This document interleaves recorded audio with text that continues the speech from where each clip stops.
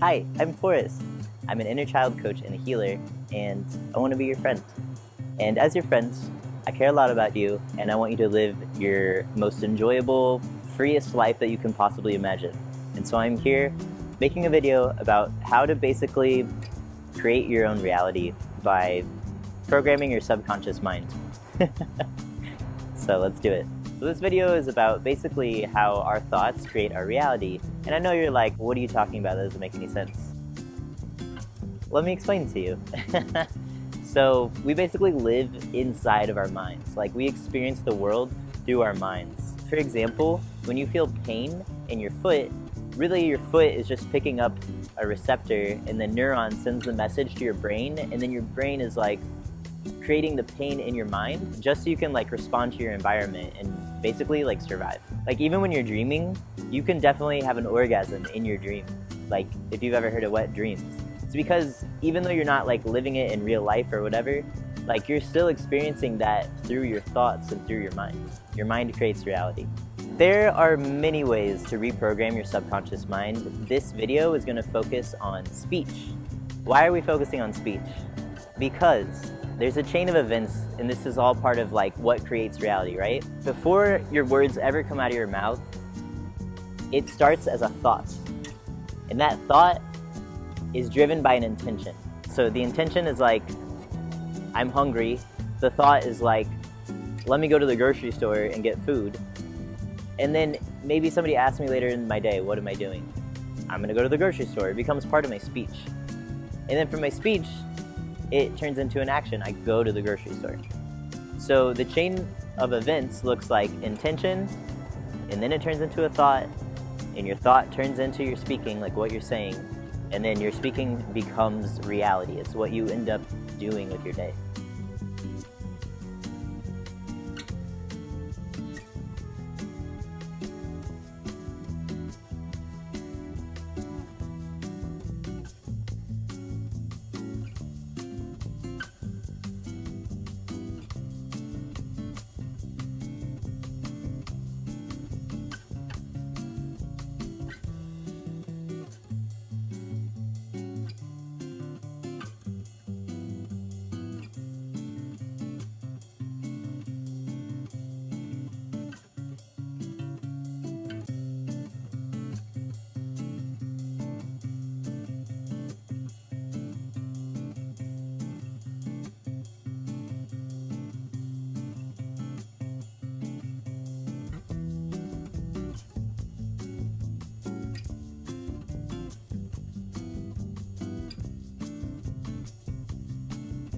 When we're speaking violence out into reality, it actually goes upwards in the chain, and it affects our subconscious mind.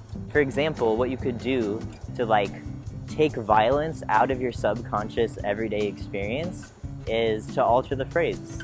If your intention is to say, I'm going to be efficient, maybe we could change this phrase in a more loving way, a way that makes us feel happy and fuzzy inside, like, I'm going to feed 2 birds with 1 scone. Another example of how systems of power and oppression show up in our everyday speaking, which actually does not create for a pleasant experience, is like patriarchy showing up through our language. It's so normal to say, hey guys, wait up, or like, yeah, I was talking to these guys, or hey you guys, but actually you're talking to people. So somehow in our speech, the word you guys refers to like a group of people. Like, for example, if I'm hanging out with a bunch of women, I'd be like, hey guys, wait up. But like, where are the actual guys? Like, where are they? It's kind of weird when you're calling a bunch of women guys. And like, I know it sounds normal because we have normalized this in our speech, but essentially what we're doing is normalizing patriarchy in our speech. And while it might not seem like a big deal, you're like, whatever, we all understand what we're talking about, who cares? When you normalize patriarchy in your subconscious mind, it seeps into every other aspect of your life. Maybe you're going to get married to a man and you're a woman, and you don't even think twice about changing your last name to meet his name. And let's say, like as an example, I used to have a housemate who had like a Latinx last name. It was in Spanish, and they were upset about losing their last name to this white guy that she was marrying, basically. And I was like, oh, well, have you ever considered just like keeping your last name? And she was like, oh my gosh, no, my fiance is not that liberal or not that progressive or something.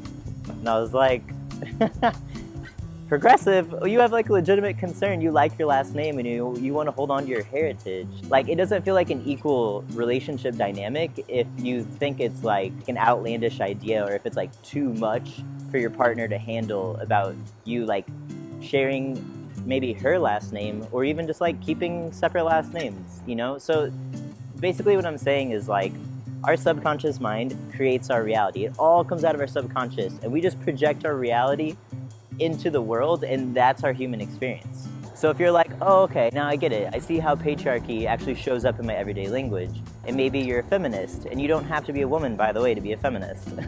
And you're like, yeah, we should have equality between genders. Maybe you're like, how can I stop speaking the patriarchy into existence? If you want to stop giving the patriarchy life, you could just say what you actually mean. Like, instead of saying, hey guys, you could say, oh, hey you too, it's great to see you. Or like, hey you all, or y'all.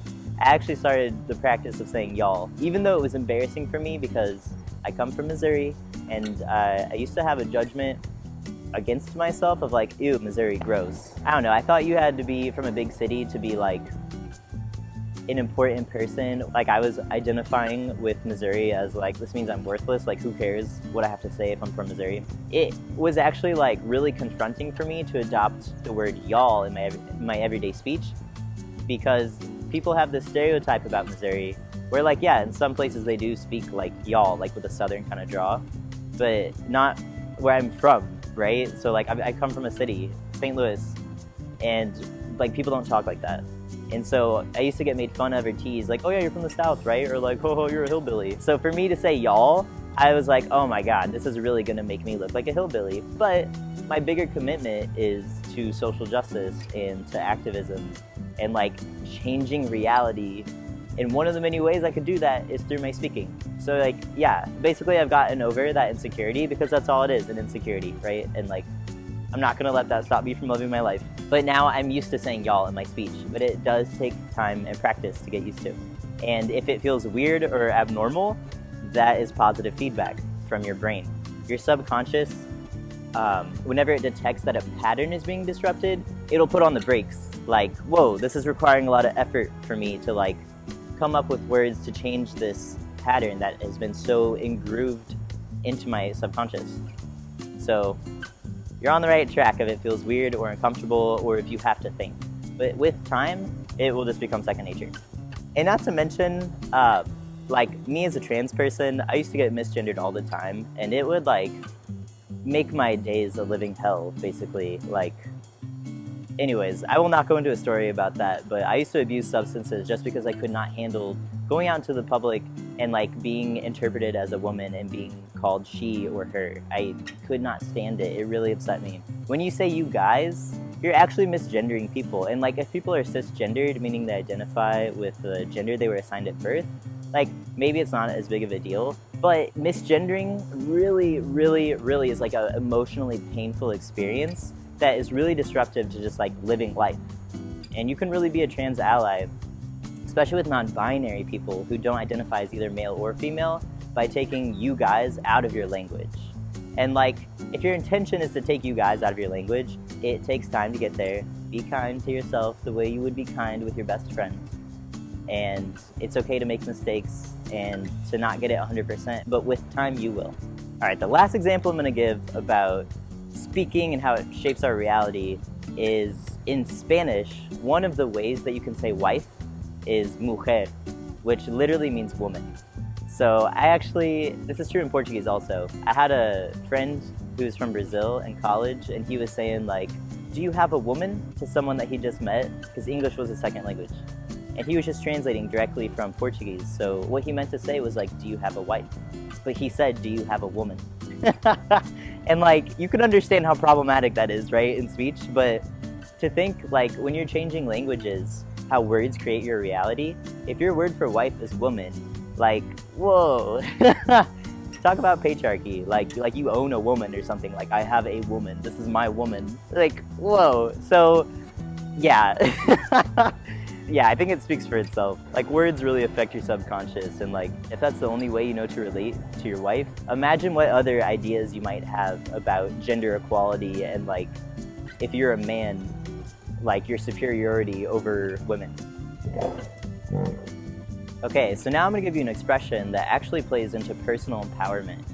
I was assigned female at birth, and I know a lot of people assigned female at birth are socially conditioned to be like, oh, I don't know. I actually noticed this pattern in my own speaking where I would literally know, but I would just like soften my statements by saying, like for example, we'd be in a group and someone would be like, oh, how should we fix this? And I'd be like, oh, we could do this, but I don't know.